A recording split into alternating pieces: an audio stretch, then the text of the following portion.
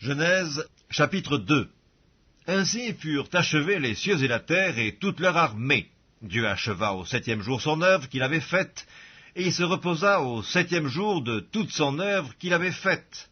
Dieu bénit le 7e jour, et il le sanctifia, parce qu'en ce jour il se reposa de toute son œuvre qu'il avait créée, en la faisant. Voici les origines des cieux et de la terre quand ils furent créés. Lorsque l'Éternel Dieu fit une terre et des cieux, aucun arbuste des champs n'était encore sur la terre, et aucune herbe des champs ne germait encore, car l'Éternel Dieu n'avait pas fait pleuvoir sur la terre, et il n'y avait point d'homme pour cultiver le sol. Mais une vapeur s'éleva de la terre, et arrosa toute la surface du sol. L'Éternel Dieu forma l'homme de la poussière de la terre, il souffla dans ses narines un souffle de vie, et l'homme devint un être vivant. Puis l'Éternel Dieu planta un jardin en Éden, du côté de l'Orient, et il y mit l'homme qu'il avait formé.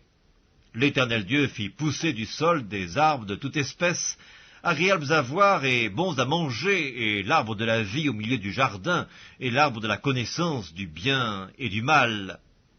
Un fleuve sortait d'Éden pour arroser le jardin, et de là il se divisait en 4 bras. Le nom du premier est Pishon. C'est celui qui entoure tout le pays de Havila, où se trouve l'or. L'or de ce pays est pur, on y trouve aussi le bdellium et la pierre d'onyx. Le nom du second fleuve est Gihon, c'est celui qui entoure tout le pays de Cush. Le nom du troisième est Hiddekel, c'est celui qui coule à l'orient de l'Assyrie. Le 4e fleuve, c'est l'Euphrate.